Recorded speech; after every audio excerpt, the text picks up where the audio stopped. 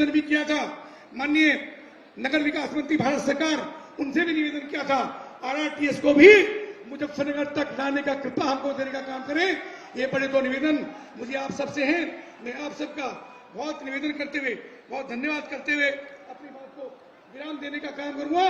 और मित्रों, आदरणीय मुख्यमंत्री जी जब बोलने के लिए खड़े होंगे, हम सब पूरे उल्लास के साथ, पूरी ताकत के साथ उनका स्वागत करेंगे। अभी युवाओं को प्रशिक्षण नियुक्ति पत्र मिलेंगे और एक हमारी पुस्तक है, उसका लोकार्पण होगा। और आदरणीय मंत्री जयंत चौधरी जी, उनका एक एमओयू है आत्मनिर्भर महिलाओं के लिए, उसका भी एक एमओयू होगा, उसकी चर्चा हम करेंगे। मैं पुनः आप सबका भी धन्यवाद करता हूं और मंच के आसीन सभी नेताओं सहित आदरणीय मुख्यमंत्री जी का और जयंत चौधरी जी का बहुत धन्यवाद करता हूं। भारत माता की जय। बहुत बहुत आभार आदरणीय। हमारे बीच में माननीय केंद्रीय राज्य मंत्री श्री जयंत चौधरी जी की गरिमामयी उपस्थिति है। आप प्रदेश और केंद्र के बीच सेतु बनकर हमारे हितों के लिए आवाज गुंजायमान करते हैं। महोदय, आज इस अवसर पर हम आपकी उपस्थिति हमें प्रेरणा दे रही है। हम आपसे विनम्रता पूर्वक निवेदन करते हैं कि आप आएं और इस विशाल सभा को संबोधित करें, हमारा मार्गदर्शन करें। श्री जयंत चौधरी जी, माननीय केंद्रीय राज्य मंत्री।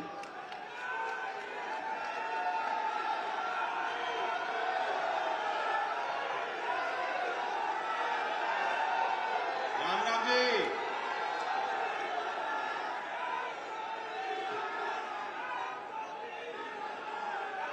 प्रदेश की विकास को पंख देने वाले, जिनके कुशल नेतृत्व से आज हमारे उत्तर प्रदेश का नौजवान नए सपने देख रहा है और उन्हें पूरा करने में सक्षम है, काबिल है। माननीय मुख्यमंत्री जी योगी आदित्यनाथ जी, उपस्थित मंचासीन भारत के सभी सम्मानित मंत्रीगण, हमारे सांसदगण, पूर्व सांसद, सभी जिम्मेदार जनप्रतिनिधि, सम्मानित मंच कह के मैं सभी का धन्यवाद, आभार और नमन करना चाहूंगा। और उपस्थित किसान भाइयों, नौजवानों, मातृशक्ति, आज एक विशेष अवसर है। मुजफ्फरनगर की धरती चौधरी चरण सिंह जी की और चौधरी अजीत सिंह जी की कर्मभूमि, आज आपकी इस धरती पे एक नवीन काम हो रहा है। मैं बधाई देता हूं उत्तर प्रदेश सरकार में हमारे मंत्री कपिल देव अग्रवाल जी को, जिनके नेतृत्व में ये काम हो रहा है। कुशल संचालन उनका हमारे इस मंत्रालय को, महत्वपूर्ण मंत्रालय विभाग को मिल रहा है। हम सब ने इस परिसर में मुलाकात की उन उत्सुक नौजवानों से, छात्र और छात्राओं से, जिनको बड़े पैमाने पे आज उम्मीद है कि उनके जीवन यात्रा में एक मील का पत्थर आज की तारीख साबित होगी, क्योंकि उनके इंटरव्यू हैं, उनको अवसर मिल रहा है। वही नौजवान जो मुजफ्फरनगर के गांव के किसी दूर दराज के क्षेत्र में एक गरीब घर में पैदा होके जब वो दिल्ली के बड़े राजनीतिक और व्यवसायिक गलियारों में जाते थे, वही नौजवान जो महसूस करते थे कि उनके लिए ताले लगे हुए हैं, आज उनके ताले की चाबी उनके हाथ में थमाकर यहां पर उनको निमंत्रण दिया गया है। मैं उनको आभार व्यक्त करता हूं, बधाई देना चाहता हूं, शुभकामनाएं देता हूं।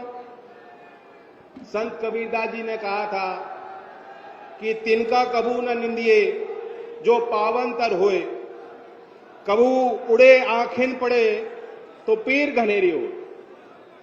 यानी किसी भी चीज को आप छोटा और तुच्छ और अब से कमजोर समझोगे और आंकोगे तो आगे कष्ट होगा। हमारी सरकार भी इसी सिद्धांत पे चल रही है, सामंतवाद के खिलाफ, और समान अवसर सबको मिले, सबके प्रयास और पुरुषार्थ का सम्मान हो, संवैधानिक मूल्यों की रक्षा हो। यही एक मूल सिद्धांत हमारी भारत सरकार और एनडीए की सभी तमाम राज्यों में संचालित सरकारों का है। और ये उसका परिणाम है कि जो किसानी करने वाले लोग समझते हैं, जो गांव में मजदूरी करते हैं, वो लोग समझते हैं कि आपकी मेहनत के खून और पसीने की कमाई सुनिश्चित हो, सुरक्षित हो, इसके लिए भी यहां उत्तर प्रदेश की सरकार लगातार काम कर रही है। मैं बधाई देना चाहता हूं। मंत्री जी ने अभी कहा 400 की बात कही, 400 की बात नहीं थी, बात तो 400 पार की थी, और 400 पार आपने करके बड़ा काम, बड़ा उपकार दिया। एक विश्वास आज पूरे प्रदेश में गन्ना किसान ही नहीं, सभी खेती करने वाले किसानों को है कि उनकी रखवाली करने वाले व्यक्ति, उनके हाथ में बागडोर है, और प्रदेश के मुख्यमंत्री की कमान ऐसे व्यक्ति के हाथ में है जो किसान की मेहनत को उसकी समझ रखते हैं और उनका सम्मान करते हैं। ये बहुत बड़ी बात, और इसका मैसेज दूर तक गया। साथ साथ आपने उद्योग में कैसे सुधार हो सकते हैं उस पर आपने लगातार आप बल देते हो। चाहे मोरना का हो, बागपत का हो, हमारी जो शक्ति है, क्षमता है कि जो पैदावार गन्ने की खेत में हो रही है वो मिल तक पहुंचे, उसका प्रोसेसिंग हो और उचित मूल्य किसान को मिले। लगातार मिल की वृद्धि के लिए और विस्तार के लिए भी राज्य की सरकार लगातार प्रयास कर रही है और उस कार्य को तेजी से आगे बढ़ा रही है। ये भी मैं कहना चाहूंगा कि आज की तारीख बहुत मुफीद है, बहुत उचित है। अभी हमने कुछ दिन पूर्व हमारे महास्मृति को की जयंती का वो मनाया, जिन्होंने सामाजिक न्याय की अलख जलाई, शिक्षा के क्षेत्र में उनका बड़ा योगदान था।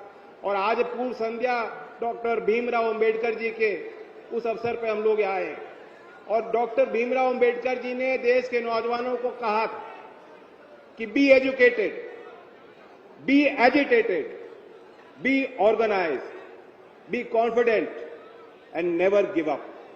यानी शिक्षित हो, उनके अंदर क्रांति की ज्वाला निरंतर जलती रहे, देश का नौजवान संगठित रहे, उनके अंदर आत्मविश्वास बना रहे और वो कभी पीछे ना हटें, वो डट के मुकाबला करें। ये जीवन के 5 सिद्धांत डॉक्टर भीमराव अंबेडकर जी अपनी शिक्षा और दीक्षा में हमें देके गए थे। और उसी युवा शक्ति के निर्माण के लिए आज ये कार्यक्रम यहां आयोजित है।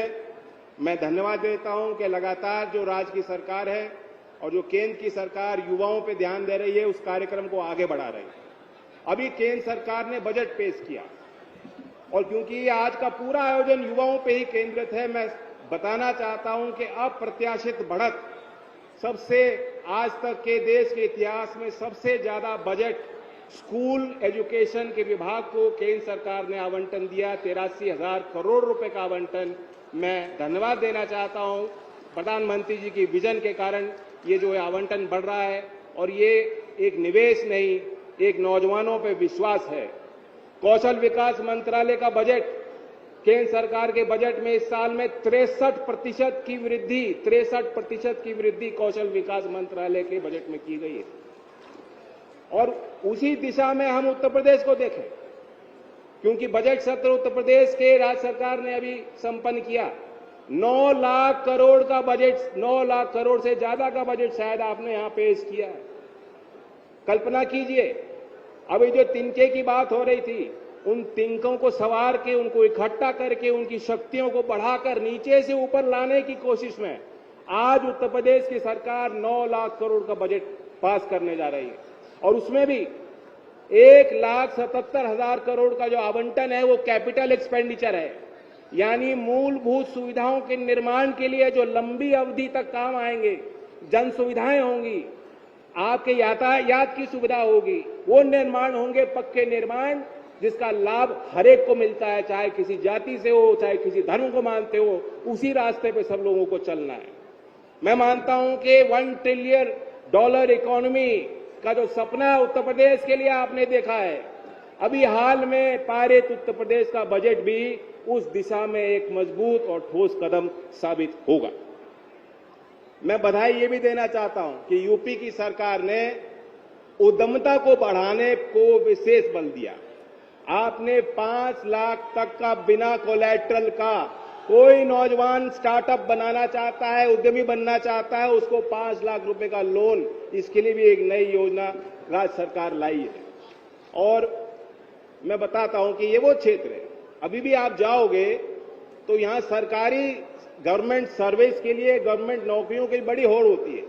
अभी भी गांव में आप जाओगे सुबह शाम को तो बच्चे भाग रहे होते हैं, वो तैयारी कर रहे होते हैं, उन्हें पसंद है बेल्ट की नौकरी, चाहे वो आर्मी की हो, पैरामिलिट्री की हो या यूपी पुलिस की हो। पहले क्या होता था हमने देखा है, भूल नहीं सकते।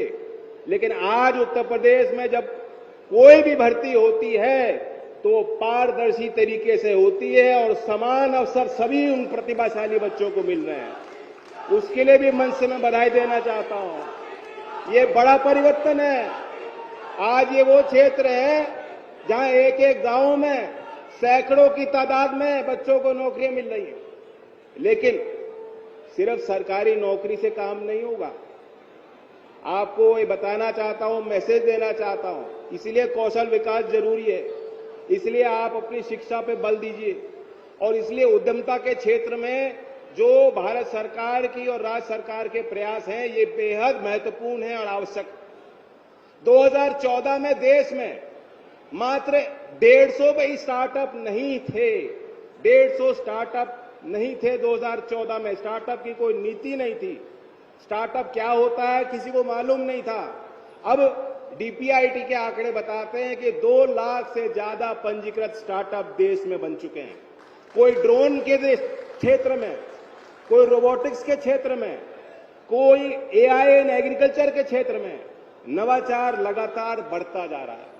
और ये तब संभव हुआ जब यूपी की संभावनाएं, वो दरवाजे जो बंद होते थे वो दरवाजे खोले गए। ये एक ठोस व्यापक नीति का परिणाम है और मैं उसके आंकड़े बताना चाहूंगा। एक वर्ष में अगर आप कारखानों की बात करोगे कि कितने कारखाने होते थे, कितने हो गए, 32,000 फैक्ट्रियां पंजीकृत हैं उत्तर प्रदेश में। एक वर्ष में 17% की उसमें उछाल उस आंकड़े में आया। पेटेंट फाइलिंग, जो पेटेंट फाइलिंग एक बुनियाद होती है कि आपका जो विचार है, जो नवाचार है, उसे सुरक्षित रखना चाहते हो, उसको आप मंडी में ले जाना चाहते हो तो सबसे पहले आपको पेटेंट फाइल करना होगा। उत्तर प्रदेश में पहले हमारे होनहार छात्र छात्राओं के लिए रास्ते बंद होते थे, उनको पता नहीं होता था पेटेंट कैसे फाइल करना है। आज विश्वविद्यालय जो है बढ़ चढ़कर उसमें अपना बड़ी भूमिका निभा रहे हैं। एक वर्ष में उत्तर प्रदेश में 27% ज्यादा पेटेंट फाइल हुए हैं। ये भी दर्शाता है कि जो यूपी सरकार और केंद्र सरकार मिलकर काम कर रही है शिक्षा के क्षेत्र में, कौशल विकास के क्षेत्र में, नवाचार के क्षेत्र में, उस प्रयास का परिणाम सबको दिख रहा है। और उसी दिशा में आज 2 बड़े करार हैं जो आज मुख्यमंत्री जी के सामने इस बड़े मंच के माध्यम से एक शुरुआत होने जा रही है। सबसे पहले तो नीति आयोग की और एनएसडीसी का एक एमओयू जो साझा होने जा रहा है और उसका उद्देश्य है कि महिला उद्यमियों को व्यावसायिक सहयोग मिले, उनको लीडरशिप मिले, उनको मेंटरशिप मिले। विमेन्स एम्पावरमेंट प्लेटफॉर्म जो नीति आयोग द्वारा स्थापित बॉडी है, उनकी तरफ से एनआरओजी आई हैं, ये ग्लोबल प्लेटफॉर्म है। मुजफ्फरनगर का आदमी सिर्फ मुजफ्फरनगर तक सीमित नहीं है। देश और दुनिया की सोच रखते हो, देश दुनिया तक आप कूद छलांग करते हो। ग्लोबल प्लेटफॉर्म की शुरुआत आज मुजफ्फरनगर की धरती से होने जा रही है, तो मैं उसकी शुभकामनाएं आपको देना चाहता हूं।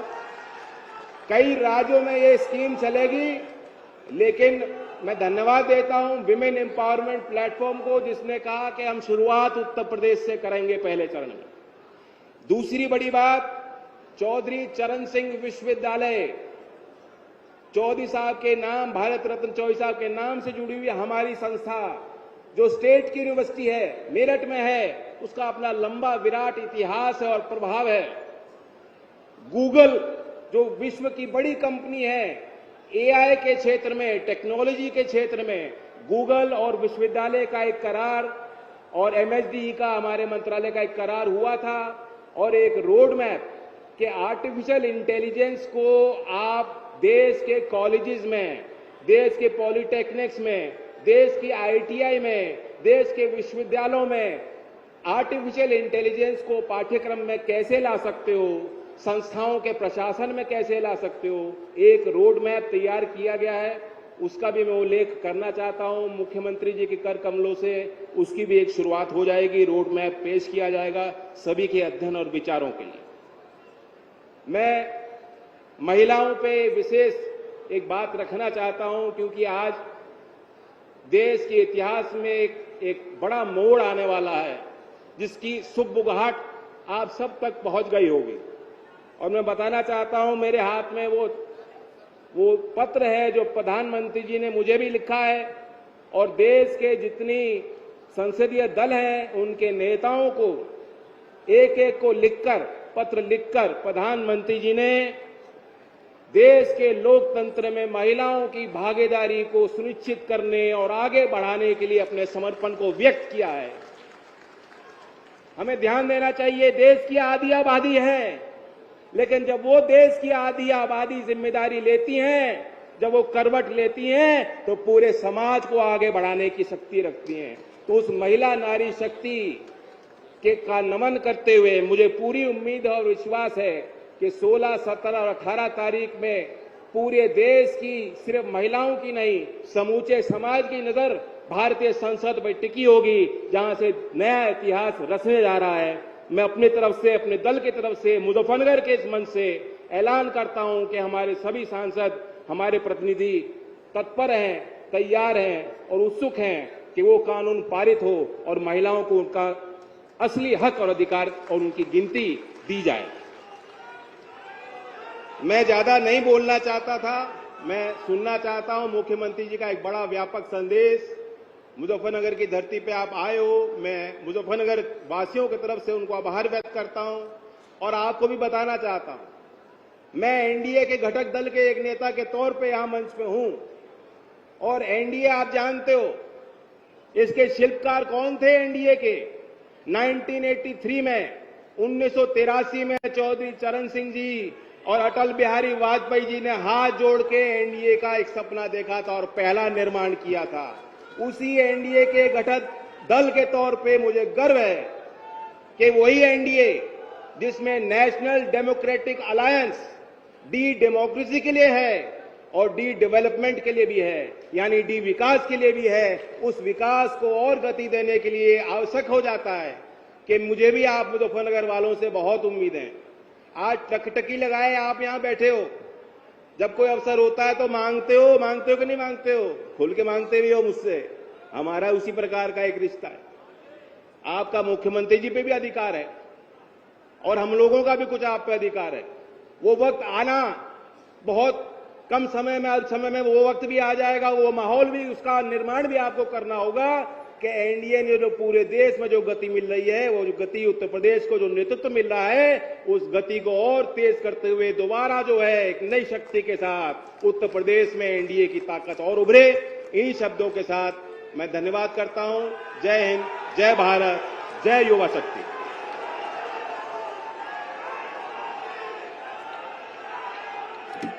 हृदय से धन्यवाद आदरणीय, आपकी प्रेरणा और मार्गदर्शन के लिए। और अब वो समय है जबकि 950 करोड़ रुपए से ज्यादा लागत से बनी विविध परियोजनाओं का शिलान्यास एवं लोकार्पण माननीय मुख्यमंत्री जी के करकमलों द्वारा किया जाना है। हम निवेदन करते हैं माननीय मुख्यमंत्री जी से कि आप बटन दबाकर इन जन कल्याणकारी योजनाओं को लोकार्पित करें।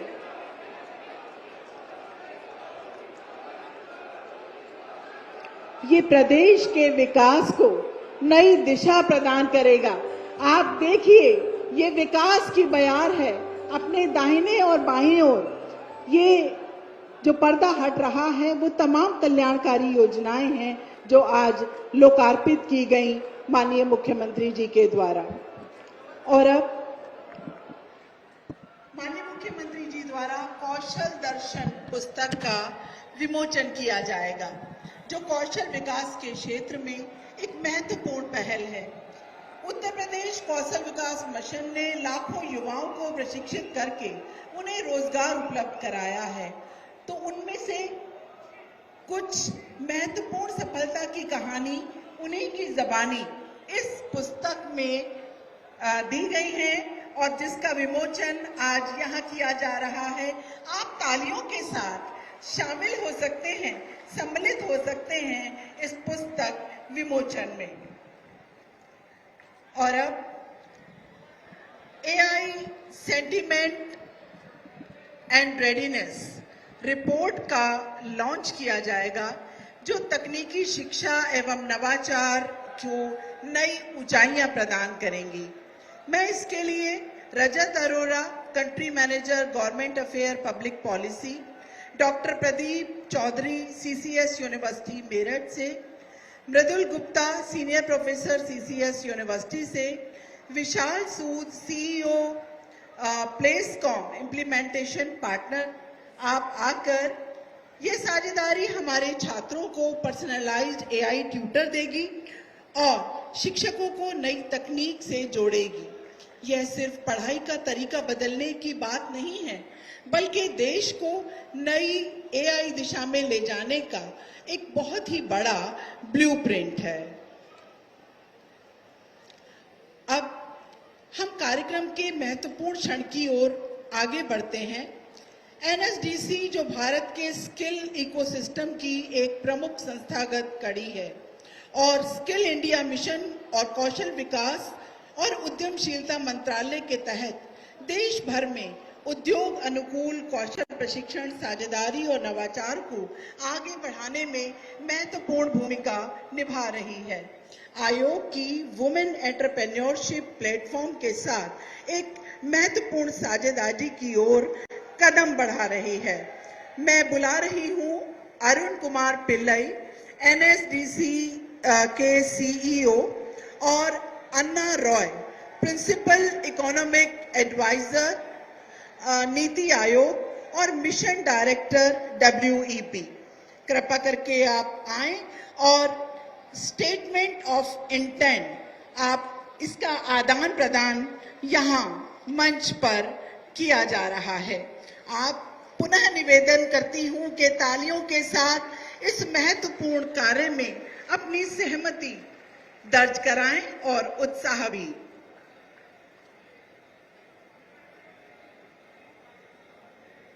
और इसके बाद हम आगे बढ़ते हैं। हमारे उत्तर प्रदेश कौशल विकास में AI को देखते हुए इसको जरूरी मैंडेटरी कर दिया गया है।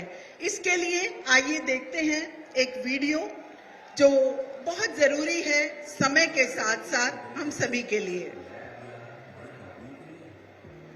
तो आप गलत है। सच तो यह है कि आर्टिफिशियल इंटेलिजेंस सभी के लिए है। आर्टिफिशियल इंटेलिजेंस एक ऐसी विधा है जो इस दुनिया के प्रत्येक कार्य के लिए उपयोगी है और उसे पूरा करने के लिए सहायता प्रदान करती है।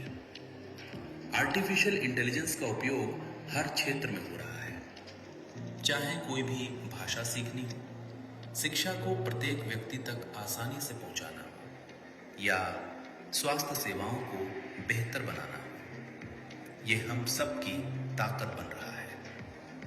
आर्टिफिशियल इंटेलिजेंस का लक्ष्य है समानता और विकास।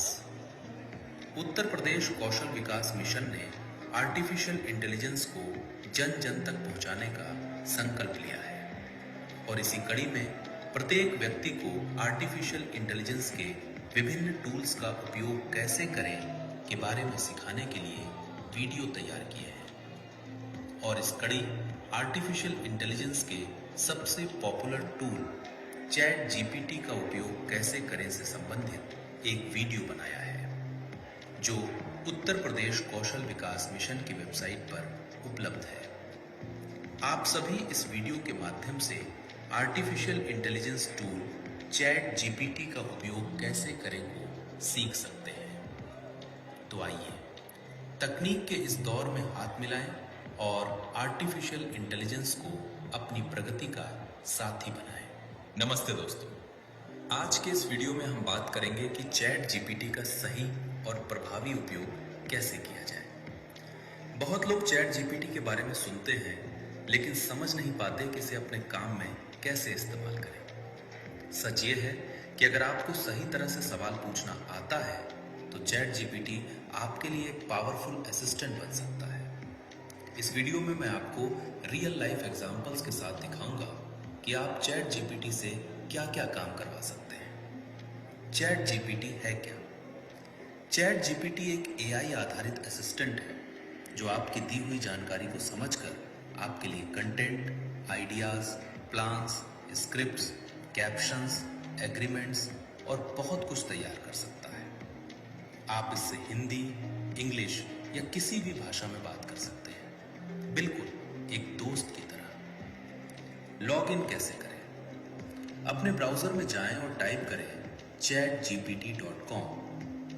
जीमेल से लॉगिन करें और आपका AI असिस्टेंट तैयार है। मान लीजिए आप YouTube चैनल शुरू करना चाहते हैं। आप लिख सकते हैं, मैं पेट केयर पर YouTube चैनल शुरू कर रहा हूं। चैनल नेम और डिस्क्रिप्शन बताइए। चैट जीपीटी आपको नाम, डिस्क्रिप्शन और आइडियाज देगा। फिर आप कह सकते हैं, इसे इंग्लिश में लिखिए। कुछ ही सेकंड में बाइलिंगुअल कंटेंट तैयार। मेरी उम्र 30 साल है, वजन 80 किलोग्राम है, वेट कम करना है, डाइट प्लान बनाइए। आपको पूरा रूटीन, मील्स और सुझाव मिल जाएंगे। 2 लोग, गोवा, 5 दिन, बजट 50,000, ट्रैवल प्लान बनाइए। Day wise itinerary, hotel ideas, food budget, activities सब तैयार। मैं अपना घर रेंट पर दे रहा हूं। इंडियन रेंट एग्रीमेंट ड्राफ्ट कीजिए। आपको प्रॉपर फॉर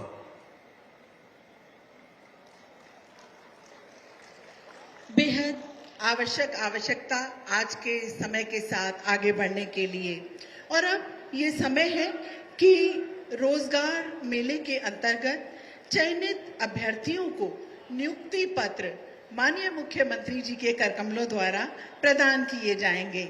ये उनके उज्जवल भविष्य की दिशा में एक महत्वपूर्ण कदम है। सर्वप्रथम मैं आवाज दे रही हूँ अक्षत गर्ग। 14,000 पर मंथ की सैलरी पर आज आपको नियुक्ति पत्र दिया जा रहा है और स्वीकार कर रहे हैं नियुक्ति पत्र। तालियों से शुभकामनाएं दीजिए। रक्षित त्यागी, आपको 15,000 पर मंथ सैलरी पर आपको ये नियुक्ति पत्र भेंट किया जा रहा है माननीय मुख्यमंत्री जी द्वारा।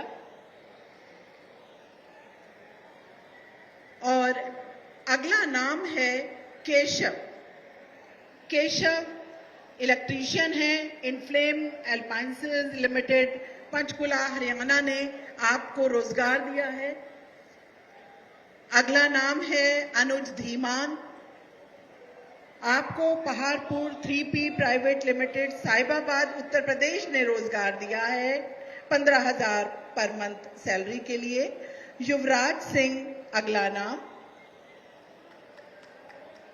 जी हां, तालियां बजनी बेहद जरूरी हैं। ये उनके उज्जवल भविष्य की बात है। और अब कौशल विकास मिशन के अंतर्गत अंशिका गोयल, आपको TVS motor private limited Bangalore ने आज रोजगार प्रदान किया है। नायब परवीन, आपको 20,000 सैलरी पर मंथ पर रोजगार मिला है। विशाल अगला नाम। 24,000 पर मंथ सैलरी से आज आपको रोजगार प्राप्त हुआ है। वैशाली 22,000 सैलरी अब प्राप्त कर सकेंगी प्रति माह आप इस रोजगार के माध्यम से। और अगला नाम शिवानी। और आज बहुत से युवा लाभान्वित होंगे इस बृहद रोजगार मेले के अंतर्गत। वैशाली हमने कुछ ही चयनित अभ्यर्थियों को यहाँ पर आमंत्रित किया और आज बहुत से युवा इससे लाभान्वित होने वाले हैं।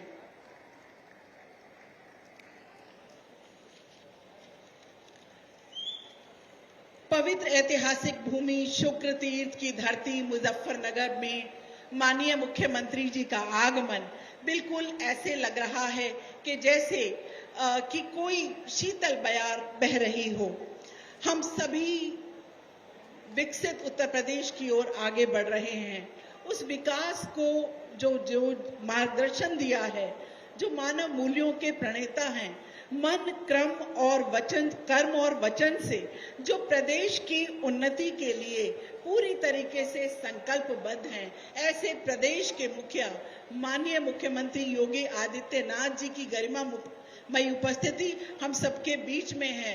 हम सभी की ओर से हमारे प्रणामों का श्रद्धा चंदन महोदय आप स्वीकार करें और अपने आशीर्वचनों और अपने मार्गदर्शन से हमें अनुग्रहित करें।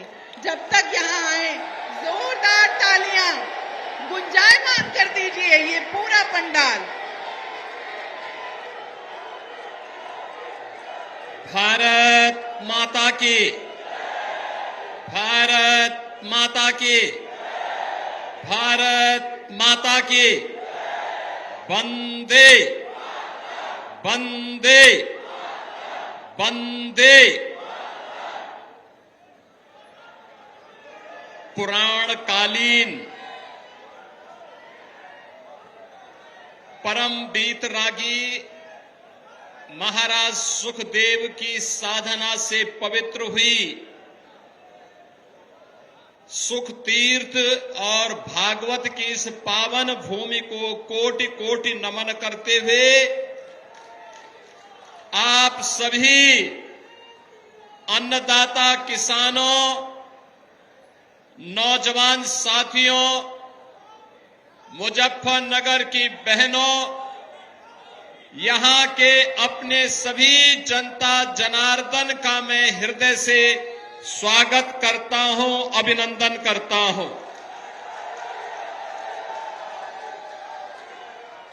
आज के इस कार्यक्रम में उपस्थित केंद्रीय मंत्री, राष्ट्रीय लोकदल के राष्ट्रीय अध्यक्ष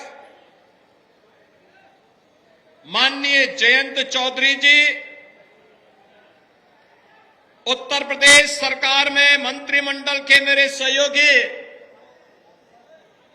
श्री अनिल कुमार जी, इस कार्यक्रम के संयोजक मुजफ्फरनगर के हमारे लोकप्रिय विधायक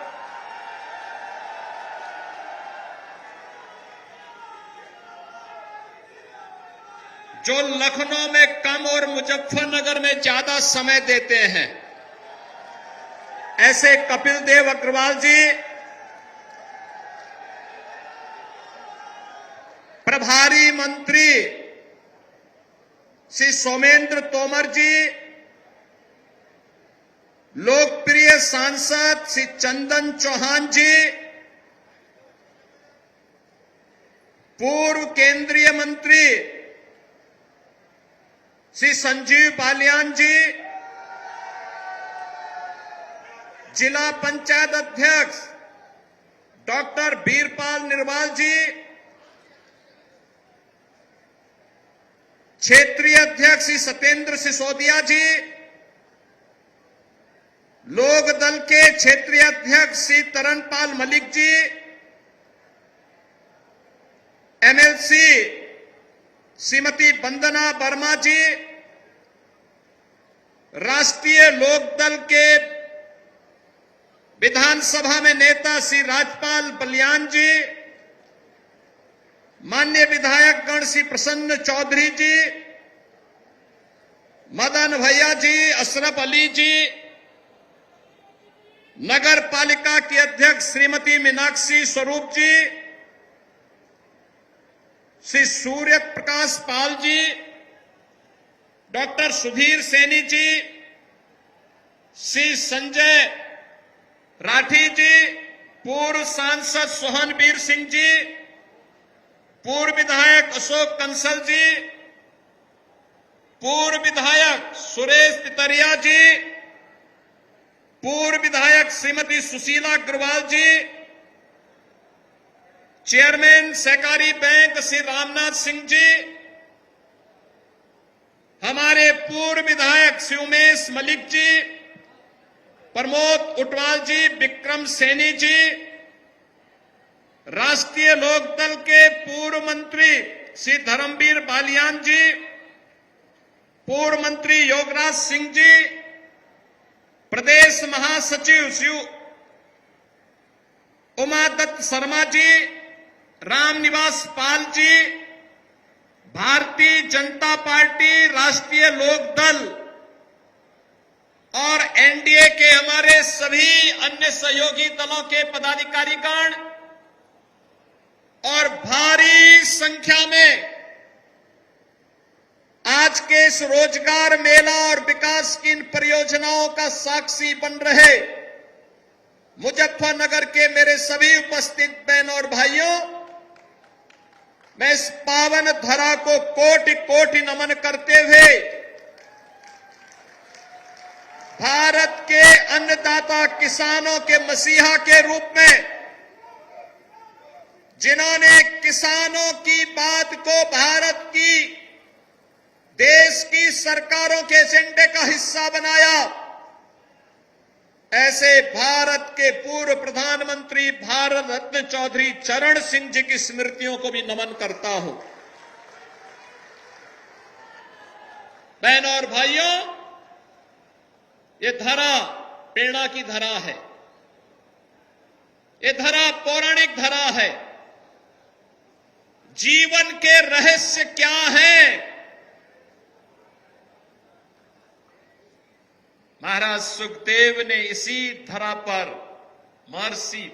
उस समय महर्षि सुखदेव जी ने राजा परीक्षित को जीवन के उन सत्य से अवगत करा करके मुक्ति के मार्ग पर चलने की एक नई प्रेरणा दी थी। इसलिए सुख तीर्थ आज भी भागवत तीर्थ के रूप में हम सब के लिए हमेशा से वंदनीय रहा है, वरणीय रहा है।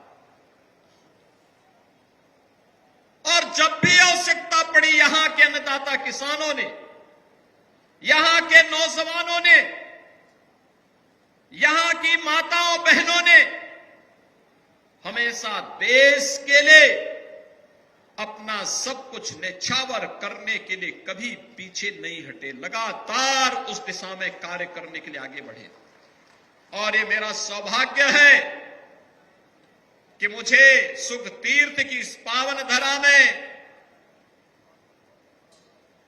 भारत रत्न चौधरी चरण सिंह जी की कर्मभूमि की इस पावन धरा में चौधरी अजीत सिंह जी की कर्मभूमि की पावन धरा में आज यहां पे लोक माता अहिल्याबाई होलकर की दिव्य प्रतिमा के विमोचन के कार्यक्रम को भी करने का अवसर प्राप्त हुआ है। बहनों और भाइयों, लोक माता अहिल्याबाई होलकर गत वर्ष आदरणीय प्रधानमंत्री जी की प्रेरणा से पूरे देश में लोक माता के प्रति 350वीं जन्म जयंती समारोह को पूरी धूमधाम के साथ पूरे देश के अंदर मनाया गया था। हर गांव में, हर क्षेत्र पंचायत में, हर जनपद में, हर संस्था में। और तब केंद्र और राज्य सरकार ने तय किया था, लोक माता अहिल्याबाई होलकर की स्मृतियों को जीवंत बनाए रखने के लिए श्रमजीवी महिला छात्रावासों का निर्माण करेंगे। और मुझे बताते हुए प्रसन्नता है, वर्तमान में 14 श्रमजीवी महिला छात्रावास प्रदेश के अंदर निर्माणाधीन है, जो लोक माता अहिल्याबाई होलकर की स्मृति की ओर हम सबका ध्यान आकर्षित करेंगे। जगन्नाथपुरी से लेकर के सोमनाथपुरी तक, काशी विश्वनाथ से लेकर के रामेश्वरम तक, भारत की गुलामी के इस कालखंड में मुगल आक्रांताओं से जकड़ी हुई व्यवस्था में भी लोक माता अहिल्याबाई होलकर भारत की विरासत के संरक्षण के लिए पूरी तन्मयता से काम कर रही थी। न्याय और सुशासन का मॉडल कैसे होता है, ये लोक माता अहिल्याबाई होलकर ने भारत को दिया था, उस समय की व्यवस्था को दिया था। वे मालवा की शासिका थी, लेकिन पूरे देश के अंदर भारत की विरासत का संरक्षण के लिए लगी हुई थी। आज का जो काशी विश्वनाथ का मंदिर है ना, ये भी लोकमाता अहिल्याबाई होलकर ने ही दिया था। औरंगजेब ने मंदिर तोड़ा था, अहिल्याबाई होलकर जी, लोकमाता अहिल्याबाई होलकर ने बनाया था। ऐसी वर्ण, ऐसी वंदनियां लोकमाता अहिल्याबाई के प्रति किसका सिर, कौन ऐसा भारतीय होगा? हर सच्चा भारतीय नमन करता है, उनकी वंदना करता है। और मैं यहां के विधायक और यहां की नगर पालिका परिषद की चेयरमैन को भी धन्यवाद दूंगा कि उन्होंने लोक माता के लिए इतना भव्य परिसर और चौक का निर्माण किया है और उनकी कितनी दिव्य और भव्य प्रतिमा स्थापित की है। बहनों और भाइयों, लोक माता का जो योगदान है, चौधरी साहब का जो योगदान है, ये योगदान जाति के लिए नहीं है, व्यक्ति के लिए नहीं है, देश के लिए है, देश के लिए, देश के लिए। उनके योगदान के कारण हम सब यहां हैं। अभी जब मैं यहां पे रोजगार मेले में मैं, जयंत जी, अनिल जी और कपिल देव जी वहां घूम रहे थे, मैं यहां के नौजवानों के चेहरे की चमक को देख रहा था और मुझे बस बहुत अच्छा लगता है जब नौजवान के चेहरे पर एक नया विश्वास झलकता है, क्योंकि इस विश्वास में भारत का भविष्य है। हमें अच्छा लगता है जब मैं अपने अन्नदाता किसानों को हंसते हुए देखता हूं। मुझे अच्छा लगता है जब हमारी बेटी और हमारी बहन सुरक्षित होती है। एक विश्वास झलकता है इसमें। ये विश्वास वही विश्वास है जिस विश्वास के दम पर नए भारत के निर्माण को लेकर के प्रधानमंत्री जी आगे बढ़े हैं। आत्मनिर्भर भारत और विकसित भारत के लिए क्या कुछ होना है, जिसमें प्रधानमंत्री जी के विजन को चौधरी जयंत सिंह जी के नेतृत्व में भारत सरकार आगे बढ़ा रही है। हर नौजवान स्किलफुल हो, इमर्जिंग टेक्नोलॉजी के साथ साथ ट्रेडिशनल टेक्नोलॉजी को भी कैसे हम एक साथ लेकर के हर नौजवान के हाथ को काम दे सके, और मुझे बहुत अच्छा लग रहा था। बहनों और भाइयों, आज इतने हजारों की संख्या में जितनी भीड़ यहां है, उससे ज्यादा भीड़ अंदर है और इससे दुगनी भीड़ बाहर है। लोक माता अहिल्याबाई होलकर की मूर्ति के लोकार्पण कार्यक्रम के लिए जब हम लोग गए थे, तो वहां पर भी मैं देख रहा था हजारों की भीड़ चारों ओर खड़ी थी। इतनी भीषण गर्मी, और तब भी गर्मी की परवाह किए बगैर वे सब वहां थे।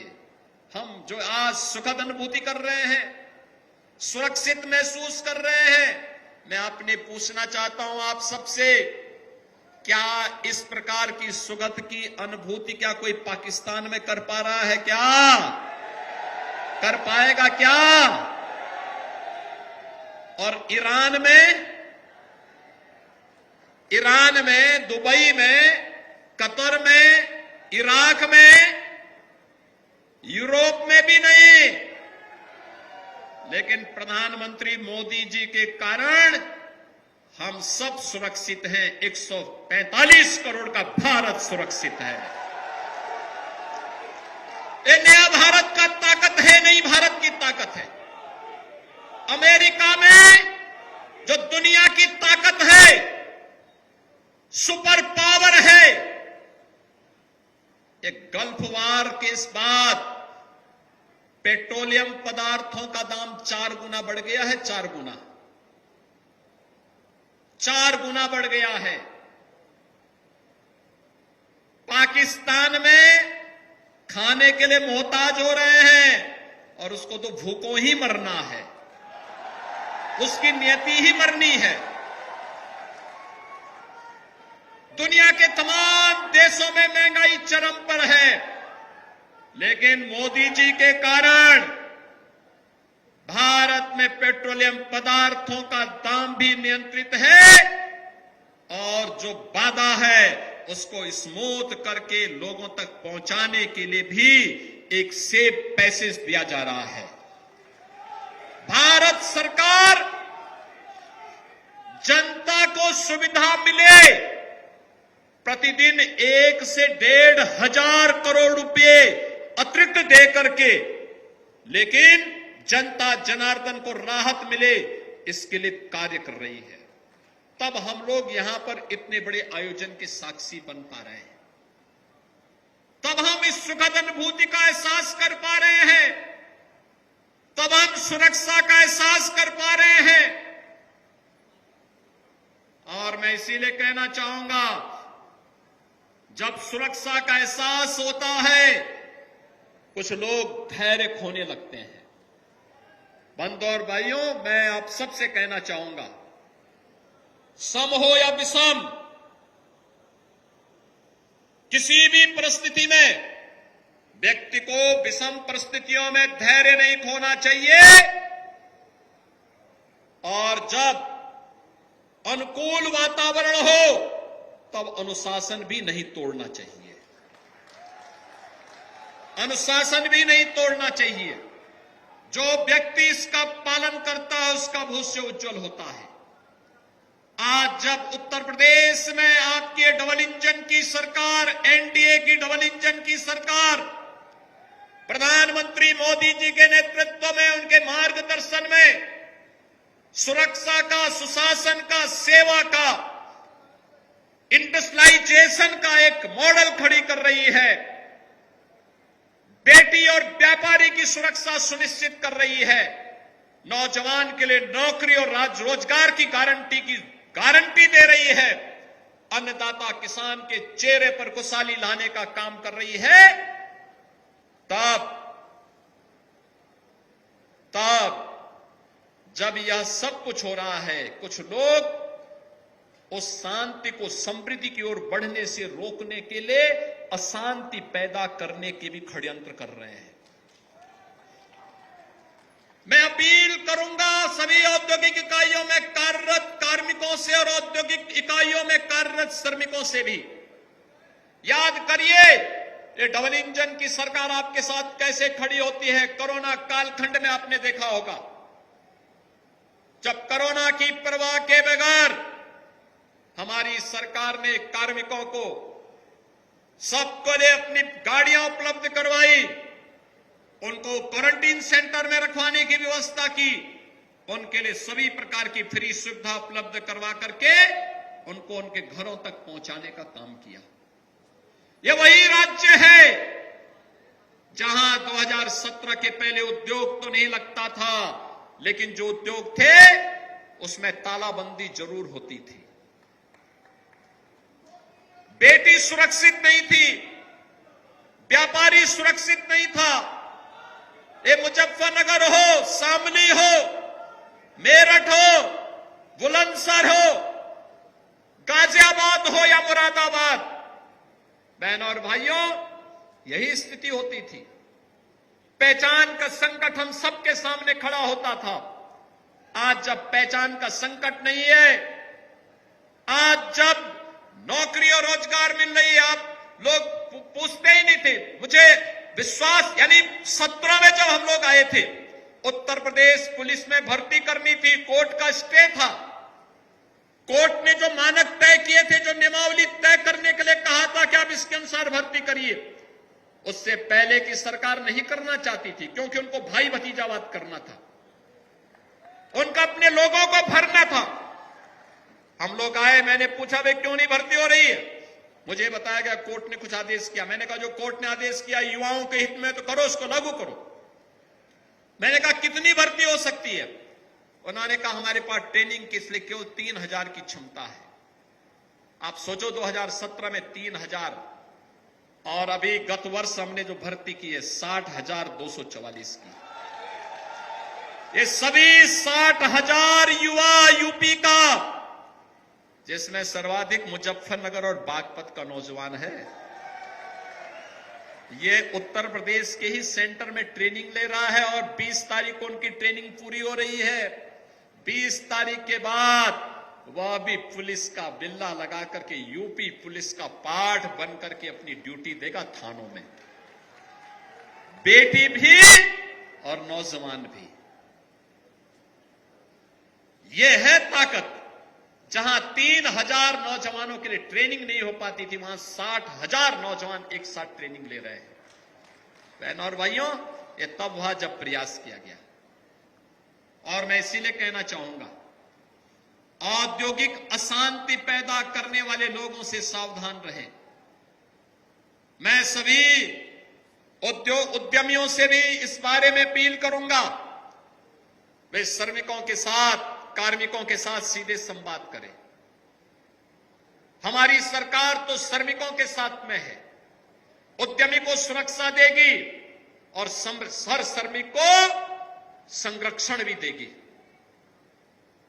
उनका उचित मानदेय देगी। हमने ऑलरेडी गत वर्ष ही कारपोरेशन गठित कर दिया है और गठित कारपोरेशन के माध्यम से इसी महीने उसकी सिफारिश लागू होने वाली है, जिसमें हमारा सफाई कर्मचारी हो, आउटसोर्स में काम करने वाला कोई भी नौजवान, उसको न्यूनतम मानदेय की गारंटी होगी। उसको जो गारंटी सरकार देगी उतना पैसा उसके अकाउंट में जाएगा। कोई मीडिएटर उसके हक पे डकैती डालने का काम नहीं कर सकता है। और जब इस दिशा में कार्य किया जा रहा है, ये कार्य हम लोग केवल सरकारी भवनों पर ही और सरकारी विभागों पर लागू नहीं करने जा रहे हैं। अगले कदम के रूप में हम हर औद्योगिक संस्थान को भी उसके साथ जोड़ना चाहते हैं। हर श्रमिक को सामाजिक सुरक्षा देना चाहते हैं। हमने अभी शिक्षकों को, शिक्षा मित्रों को, अनुदेशकों को, रसोइयों को, आंगनबाड़ी और आशा वर्कर को भी 5 लाख की कैशलेस सुविधा उपलब्ध करवाई है, 5 लाख की। और धीरे धीरे करके हम लोग बीमा कंपनियों से बात कर रहे हैं, कुछ उद्योग जगत दे, कुछ सरकार दे। क्या हर श्रमिक को हम स्वास्थ्य की सुविधा उपलब्ध करवा सकते हैं जहां ईएसआई के हॉस्पिटल नहीं है? ईपीएफ की गारंटी देने की व्यवस्था करने की दिशा में आगे बढ़ रहे हैं। और इसके लिए हम लोगों ने प्रदेश के औद्योगिक विकास के आयुक्त को, जिसमें औद्योगिक विकास के एडिशनल चीफ सेक्रेटरी और प्रिंसिपल सेक्रेटरी लेबर को भी रखा है, उद्योग जगत के भी और श्रमिकों के प्रतिनिधियों को रखा है। ये सभी लोग तत्काल इन कार्यक्रमों को आगे बढ़ाएं। अच्छा मानदेय, अच्छा भुगतान और उसमें कोई कटौती न हो, यह भी सुनिश्चित करने के लिए कहा गया है। तो औद्योगिक अशांति पैदा करने वालों से उससे सावधान रहिए, उनको सफल मत होने दीजिए। एक अपील मैं उन सबसे करना चाहूंगा और दूसरा मैं आप सबसे कहना चाहूंगा, बहनों और भाइयों, आज यहां पर हम लोगों ने यहां के विकास के लिए जो योजनाएं दी गई हैं, उन योजनाओं को लेकर के 951 करोड़ रुपए की परियोजनाओं का भी आज हम लोगों ने यहां पे लोकार्पण और शिलान्यास किया है। मुजफ्फरनगर से जुड़ी हुई मुजफ्फरनगर की 951 करोड़ रुपए की लागत की परियोजनाएं। बहनों और भाइयों, ये योजनाएं, इसमें centre of innovation, incubation and training यानी CIIT जैसे योजनाओं के लिए भी अब यहां पे अत्याधुनिक ट्रेनिंग की सुविधा यहां उपलब्ध होगी, नौजवानों के लिए उपलब्ध होगी। AI के बारे में, रोबोटिक के बारे में, ड्रोन टेक्नोलॉजी के बारे में, 3D प्रिंटिंग के बारे में यहां का नौजवान भी जानेगा। आप ज्यादातर जानते हैं, लेकिन स्मार्टफोन तक ही जानते हैं। इंडस्ट्री के लिए कैसे उपयोग करना है इसके बारे में भी जानेंगे तो आपको देश और दुनिया में आपकी इतनी डिमांड होगी, काम आपको मिलना अच्छा काम मिलेगा। इस सब को लेकर के आज ये नए प्रयास प्रारंभ हुए हैं, लगातार प्रयास हुए हैं, और ये जो सुखद अनुभूति हमारे पास हो रही है, जो विकास के लिए पैसा आ रहा है, ये जो कार्यक्रम हो रहे हैं, ये कार्यक्रम इसीलिए हो रहे हैं। अभी आपने कहा, अभी 23 दिसंबर 2026 में किसानों के मसीहा चौधरी साहब की जयंती के भी 125 वर्ष होने होंगे, और उस समय के आयोजन के साथ जुड़ने के लिए एक नए कार्यक्रम हम लोगों के बनेंगे। अपने महापुरुषों को सम्मान मिलना चाहिए, और मैं इसीलिए आप सबसे कहना चाहूंगा, महापुरुषों को जातीय तंग दायरे में मत बांधिए। याद करना, यह देश गुलाम तब हुआ था जब हमने जातीय तंग दायरे में महापुरुषों को बांधने का पाप किया था। आप मुझे बताइए, धन सिंह कोतवाल, उन्होंने देश की आजादी के लिए प्रथम स्वातंत्र समर में जो संघनाद किया था, क्या किसी जाति के लिए? देश की आजादी के लिए, देश की आजादी के लिए। जो लोग मुजफ्फरनगर में शहीद हुए, अपने परिवार के लिए नहीं, देश के लिए, देश के लिए हुए थे।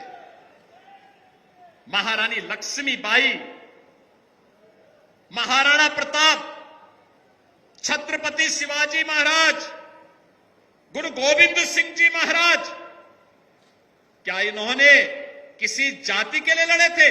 नहीं, देश के लिए लड़े थे, धर्म के लिए लड़े थे, स्वदेश और स्वधर्म के लिए उन्होंने अपना सब बलिदान किया था। चौधरी साहब ने भी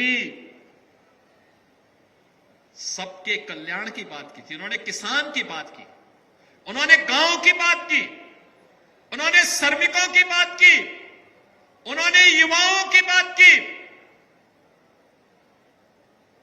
उन्होंने खेत और खलिहान की बात की, उन्होंने जाति की बात नहीं की, जाति की बात नहीं की। बहनों और भाइयों, ये बड़प्पन है, और उन महापुरुषों के प्रति कृतज्ञता ज्ञापित करना हम सबका दायित्व बनता है। चौधरी चरण सिंह जी, चौधरी जयंत चौधरी जी के ग्रैंडफादर हैं, कोई संदेह नहीं, लेकिन जितना रिस्पेक्ट वे करते होंगे, उससे ज्यादा रिस्पेक्ट हम सबका दायित्व बनता है, हम सब करें। क्योंकि इन महापुरुषों के प्रेरणा ही हम सबको आगे बढ़ाएगी। अपनी परंपरा के प्रति कृतज्ञता ज्ञापित करना हमें नई दिशा में आगे बढ़ाता है, और इसीलिए मैं आप सबसे अपील करूंगा, महापुरुषों को जातीय तंग दायरे में कैद करने का कोई पाप न हो। ये महापुरुष समाज के हैं, देश के मार्गदर्शक हैं, राष्ट्र नायक हैं। राष्ट्र नायक की जाति नहीं होती, राष्ट्र नायक देश को दिशा देने वाला होता है, देश को दिशा देने वाला होता है। युवा प्रेरणा लेता है। भारत का सैनिक जब सीमाओं पर लड़ता है, वह जाति नहीं देखता, वह देश देखता है। अगर कोई दुश्मन देश की सीमाओं में झांकने का प्रयास करता है, उसका काम तमाम कर देता है। भारत का जवान वह हर जाति का है। हम सेना के मुद्दे पर राजनीति नहीं होनी चाहिए।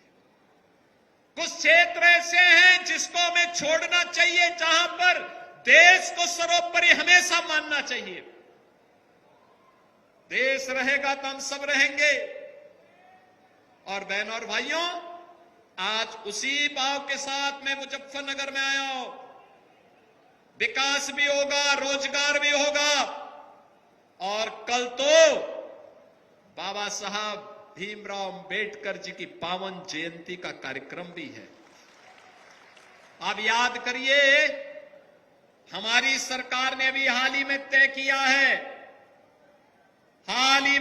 किया है, सामाजिक न्याय से जुड़े हुए महापुरुष, भारत के संविधान के शिल्पी बाबा साहब भीमराव अंबेडकर, सदगुरु रविदास जी महाराज,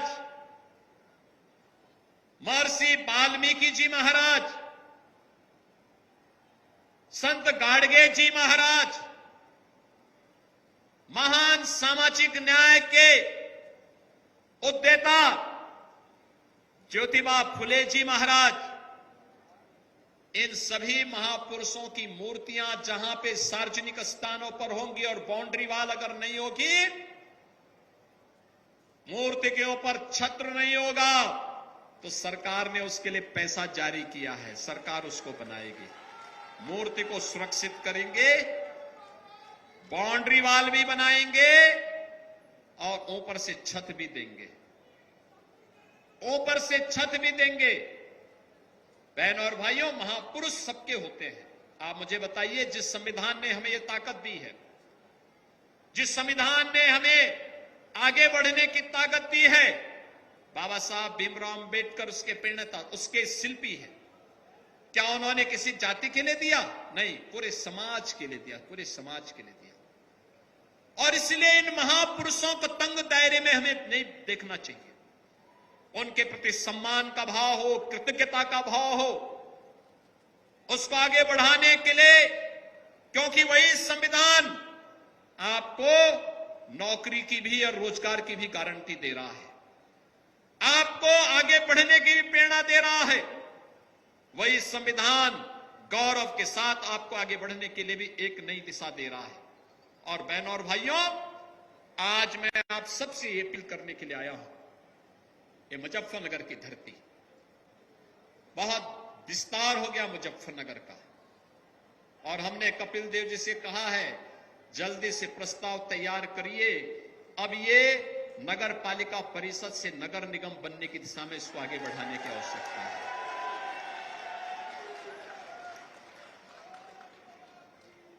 क्योंकि विकास अब आगे बढ़ना चाहिए, स्मार्ट सिटी बने यहां पर। यहां के गुड़ की मिठास में भी देख रहा था, कितना शानदार गुड़ बनाते हैं यहां के किसान।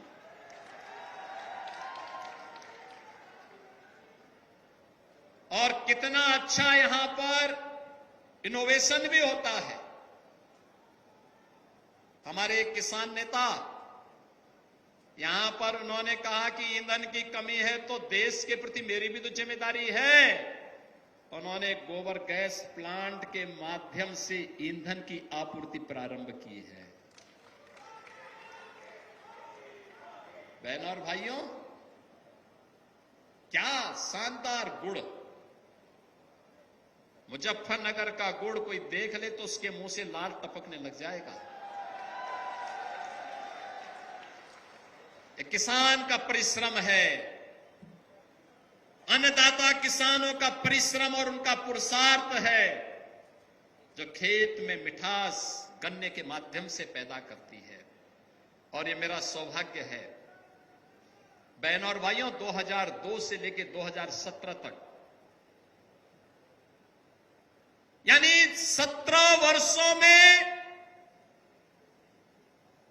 कुल 2,14,000 करोड़ रुपए का गन्ना मूल्य हुआ था।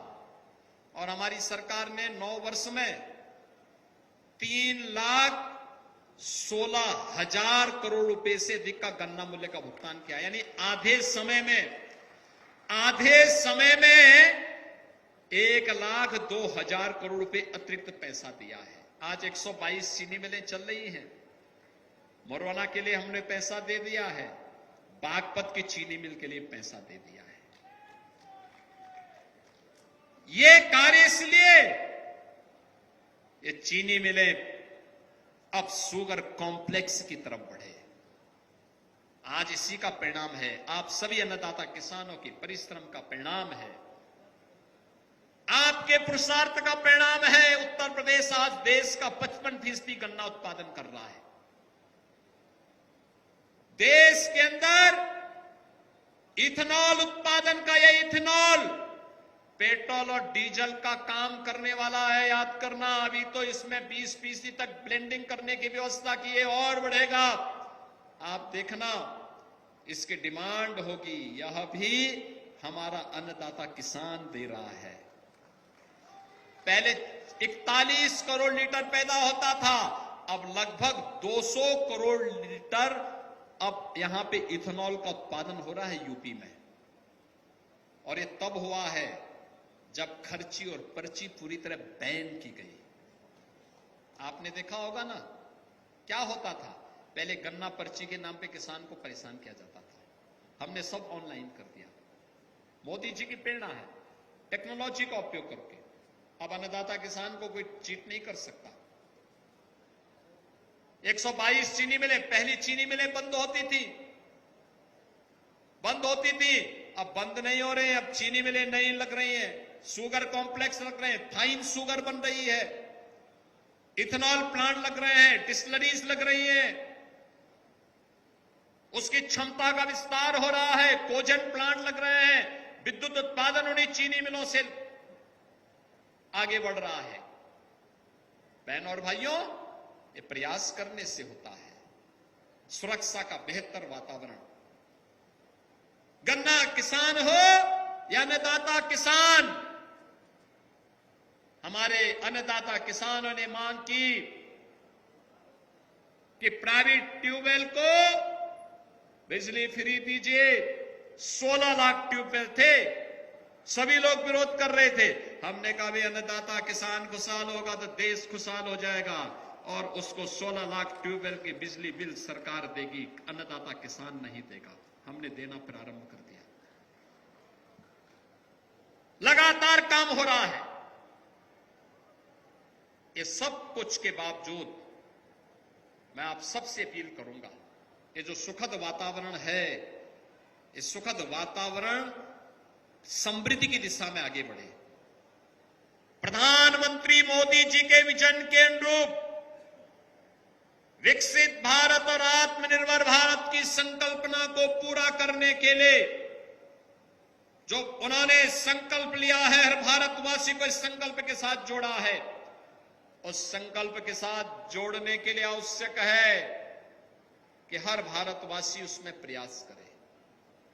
हर स्तर पर यह प्रयास होना चाहिए और आधी आबादी को भी उसमें स्थान मिलना चाहिए। 16, 17, 18 को मैं धन्यवाद दूंगा राष्ट्रीय लोकदल के अध्यक्ष और केंद्रीय मंत्री माननीय जयंत जी को, जिन्होंने नारी शक्ति बंधन अधिनियम यहां पर उन्होंने उसका पहले भी समर्थन किया था और आज फिर उन्होंने कहा कि पारित होना चाहिए। मैं आप सभी से अपील करूंगा, जितने भी यहां पर महिला प्रधान हैं, क्षेत्र पंचायत समिति के सदस्य हैं, प्रमुख हैं, जिला पंचायत के अध्यक्षगण हैं, जितने भी महिला प्रतिनिधि चेयरमैन के रूप में हैं, उन सब से कहूंगा वे अपने प्रस्ताव पारित करके सभी दलीय नेताओं को भेजें और सबसे अपील करें, आधी आबादी को अब प्रतिनिधित्व देने का समय आ गया है और उसको लिए 33% सीट बढ़ाने के बारे में जो प्रस्ताव आ रहा है, ये आज की आवश्यकता है और उस आवश्यकता के अनुरूप उस दिशा में आगे बढ़ने की दिशा में जो ये प्रयास प्रारंभ हुए हैं, बहनों और भाइयों, उस प्रयास पर हम सबका मजबूती के साथ सहयोग होना चाहिए। उसका मजबूती से सहयोग होना चाहिए। इसमें किसी का हक भी नहीं लिया जा रहा है। ये तो नई सीट्स बढ़ेंगी, उसमें चिंतित होने की आवश्यकता नहीं कपिल देव जी को, क्योंकि पुरुष की सीट तो पुरुष की सीट रहनी है और महिलाओं के लिए एक नई सीट खड़ी हो जानी है।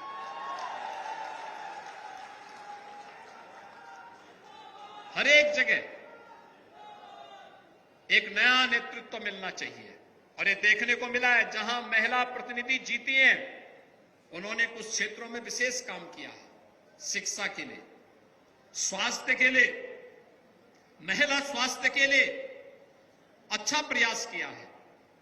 वहां पर स्वच्छता के कार्यक्रम को आगे बढ़ाने के लिए अच्छा प्रयास किया है। महिलाओं को स्वावलंबन की तरफ कैसे आगे बढ़ाना है, इस दिशा में प्रयास प्रारंभ किया है।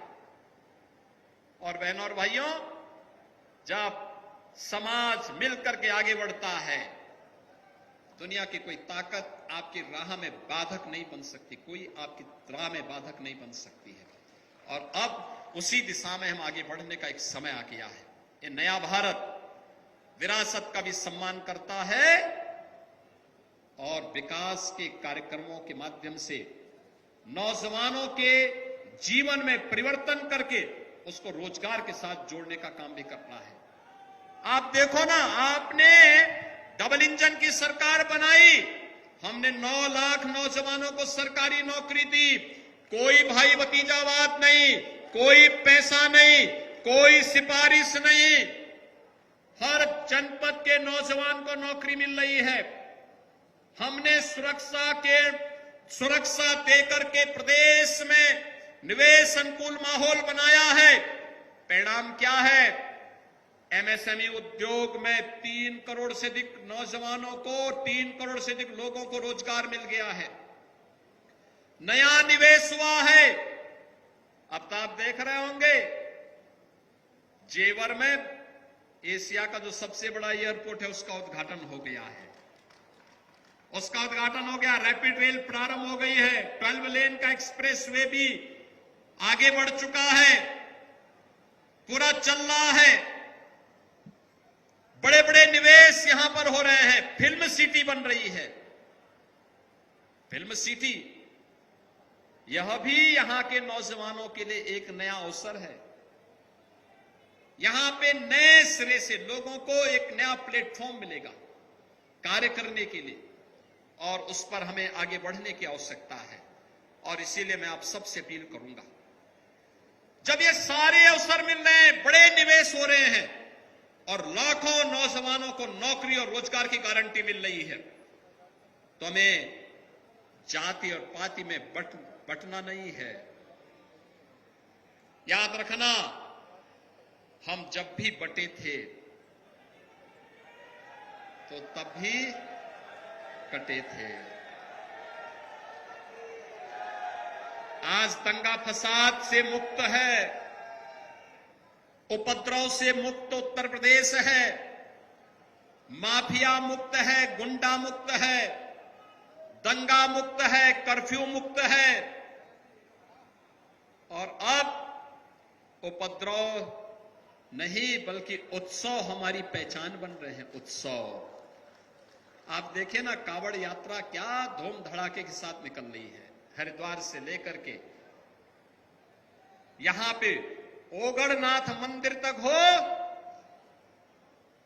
या फिर हमारे अन्य पवित्र सभी शिवालयों तक, करोड़ों की संख्या में, क्या यूपी, क्या हरियाणा, क्या राजस्थान, क्या पंजाब, क्या दिल्ली और अन्य राज्यों के भी भारी संख्या में श्रद्धालु आकर के पूरी यात्रा में सहभागी बनता है। मैंने यहां पर देखा है, कावड़ यात्रा के दौरान आप देखते होंगे, हर बार मैं पुष्प वर्षा करने के लिए आता हूं। पहले पुष्प वर्षा नहीं होने देते थे, पहले रोकते थे, बैरियर लगाते थे, प्रतिबंध लगाते थे। हमने कहा नहीं, प्रतिबंध नहीं होगा, पुष्प वर्षा होगी, पुष्प वर्षा। अभी कपिल देव जी मुझे समझा रहे थे कि ये शिव की मूर्ति है।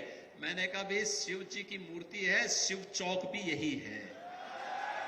विधायक आप हैं, मुझे बताना पड़ रहा है कि शिव चौक है ये। यानी विधायक वो हैं, मुझे बताना पड़ा उनको कि शिव चौक यही है, क्योंकि अब उनका ध्यान तो नगर निगम और रोडवेज के बस स्टेशन की तरफ चला गया है। बहनों और भाइयों, विकास और विरासत की इस यात्रा को एनडीए शानदार तरीके से आगे बढ़ाएगा, मजबूती के साथ, बिना रुके, बिना डिगे, बिना झुके। हर बेटी को सुरक्षा देंगे, हर व्यापारी को सुरक्षा देंगे, हर नौजवान के काम को हाथ को काम देंगे और हर अन्नदाता किसान के खेत को पानी देने के संकल्प के साथ उसकी उपज का अच्छा दाम उसे मिले, ये सरकार की गारंटी है और सरकार उसको पूरी तरह निभाने का काम करेगी। मैं उन सभी अन्नदाता किसानों को आश्वस्त करता हूं, अभी उनकी फसल, खड़ी फसल के समय अतिवृष्टि और ओलावृष्टि के कारण जो नुकसान हुआ है, मैंने आज सुबह भी बैठक ली है। इससे पहले भी मैं 2-3 बैठक ले चुका हूं, सर्वे की रिपोर्ट मंगा चुका हूं। कुछ जिलों की बाकी है। मैंने कहा प्रधानमंत्री किसान बीमा योजना से तो पैसा मिलेगा ही मिलेगा, लेकिन साथ साथ आपदा राहत से भी अतिरिक्त सहायता उन किसानों को मिलनी चाहिए। यह अन्नदाता किसान को मिलना चाहिए। उसकी मेहनत अंतिम समय में अतिवृष्टि और ओलावृष्टि के कारण नुकसान हुआ है। पश्चिम में काफी ज्यादा नुकसान हुआ है, मध्य यूपी और पश्चिमी उत्तरी यूपी में बहुत ज्यादा नुकसान हुआ है, और उसमें सरकार अपने अन्नदाता किसानों के साथ खड़ी है, हमेशा आपके साथ खड़ी रहेगी। मैं आप सबको इस बारे में फिर से आश्वस्त करता हूं। बहनों और भाइयों, आप परिश्रम करिए, मेहनत करिए। हर अन्नदाता किसान को, हर श्रमिक को हम सम्मान देंगे, हर बेटी की सुरक्षा हम करेंगे, हर बहन की सुरक्षा की गारंटी देंगे, हर नौजवान के हाथ को काम और रोजगार उपलब्ध करवाने का काम सरकार कराएगी। आज यहां पे जो रोजगार मेला लगा है, 25,000 नौजवानों के लिए रजिस्ट्रेशन की व्यवस्था हमने तो सिंबॉलिक 10 लोगों को दिया है। क्या उनके चेहरे पे चमक थी। बेटियां आ रही थी, वो ज्यादा खुश हो रही थी, क्योंकि मैं देख रहा था नौजवान आ रहा था तो अभी इस बात पर ज्यादा घमंड कर रहा था कि बाप की कमाई के हमें, अभी तो बाप की कमाई पे वो काम कर रहा है, लेकिन बेटियां खुश हो रही थी कि पिता पर अब बोझ नहीं बनना है। बेटी हमेशा अच्छा सोचती है, और इसलिए हम लोगों ने कहा, यूपी पुलिस में जब भर्ती की बात आई तो हमने कहा 20% सीटें बढ़ा दो बेटियों के लिए। आप सोचो, 17 के पहले कुल 10,000 महिला पुलिस कार्मिक थी, और आज है 44,000। ये 44,000 बेटियां जब निकलती है सड़कों पर, तो अच्छे अच्छे सौदों को मैदान छोड़ करके भागना पड़ता है।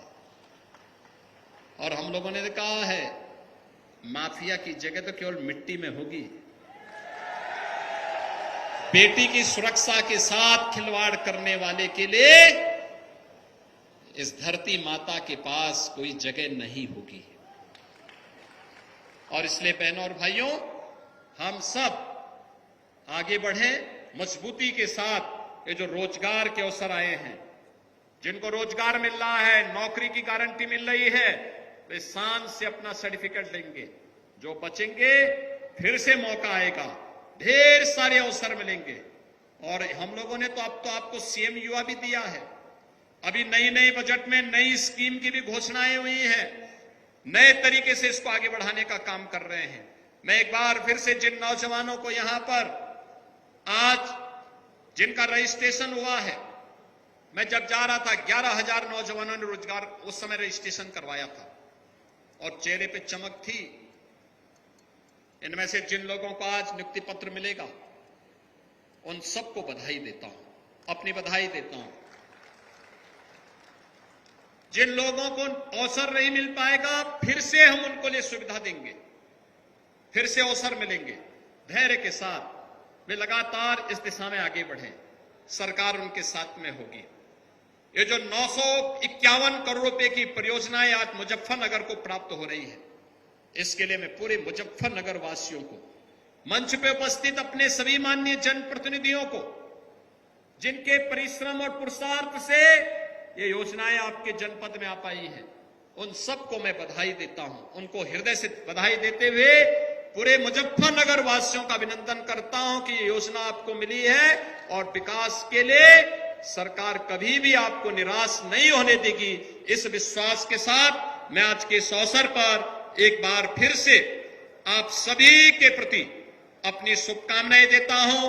बाबा साहब भीमराव अंबेडकर की पावन जयंती की पूर्व संध्या पर आयोजित आज के इस कार्यक्रम के अवसर पर बाबा साहब भीमराव अंबेडकर की स्मृतियों को भी नमन करते हुए उन्हें विनम्र श्रद्धांजलि अर्पित करता हूं। धन्यवाद। जय हिंद। जय जय श्री राम। जय जय श्री राम। ये 2-3 फोटो है भाई, इनको ऊपर आने दो। वो बेटी है, उनको आने दो। अभिभूत हैं, कृतज्ञ हैं, आभारी हैं माननीय के आपके प्रेरणादायक उद्बोधन के लिए, आपके आशीर्वचनों के